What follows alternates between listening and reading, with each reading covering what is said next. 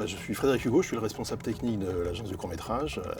Et donc on a maintenant la charge de restaurer la collection 3000 scénarios contre un virus. L'idée principale de cette numérisation, c'est évidemment de remettre en circulation des films qui n'existent qu'en pellicule sur un support numérique de bonne qualité. C'est à l'occasion donc des 30 ans de la collection. Et c'est aussi pour nous l'occasion d'avoir un vrai travail sur le patrimoine à la fois audiovisuel, mais aussi un patrimoine testimonial, puisque c'est aussi l'occasion de revoir comment on parlait de ces choses-là il y a 30 ans, à l'époque de la sortie de la collection.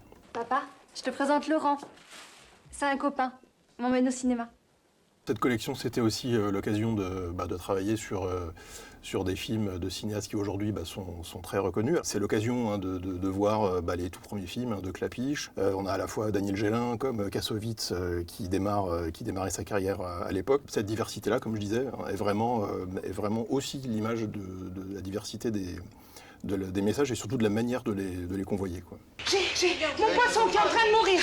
S'il vous plaît. Je voudrais un préservatif. Elle est en train de vous parler. Vite. Moi, il se trouve que cette collection trouve un écho particulier chez moi, puisque j'avais pile 20 ans quand c'est sorti. Donc évidemment, quand on a eu l'opportunité de retravailler sur cette collection, j'ai accueilli ça avec énormément d'intérêt, un petit peu de nostalgie aussi. Et puis ça m'a donné l'occasion de les revoir et d'y trouver, d'ailleurs pour la plupart, étrangement, une certaine fraîcheur et une manière assez neuve finalement de parler de choses importantes, voilà, et graves, parce que c'est peut-être ça aussi la différence de statut. Attends, dis-moi un truc. T'as un truc, toi, pour déceler les problèmes? Parce que moi, je le connais pas. Tu me le racontes? Attends, regarde-moi, je suis séropositif, moi. Oh, tu m'emmerdes. Je suis séropositif ou non? Je suis séropositif du con, va. Nous, on était évidemment très contents de pouvoir retravailler dessus. Il y avait l'intérêt de la photographie de l'époque, comment on parlait du sida il y a 30 ans, évidemment. Mais c'est aussi surtout de pouvoir les transmettre, c'est-à-dire de voir l'écart qui a été parcouru. Et puis aussi de les remettre en circulation, tout simplement parce qu'il y a une bonne partie de ces films ont encore un réel intérêt éditorial aujourd'hui. Faut vraiment que j'installe un distributeur là devant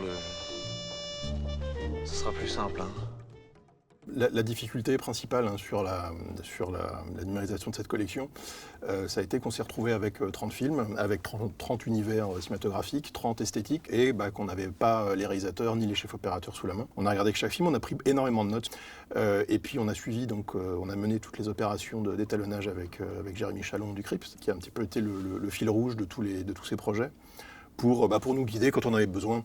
Donc avec du temps et de la passion, on peut retrouver tous ces éléments et ce qui nous permet de revenir vraiment à la source de l'image, donc à la source du message qui est véhiculé, etc. Putain de machine de merde! Marche jamais! L'intérêt, il est également de voir les écarts qu'il y a dans la manière de véhiculer les messages. C'était de parler de la mort sans être mortifère, de parler de l'amour et de la sexualité sans être gnangnan. Vas-y, plus. Moi, ce que j'aime bien, je ne pourrais pas m'en sortir un comme ça, plus que les autres, parce que je trouve que ça se répond, que ça s'équilibre. La collection, dans son ensemble, a une certaine homogénéité. No, bye.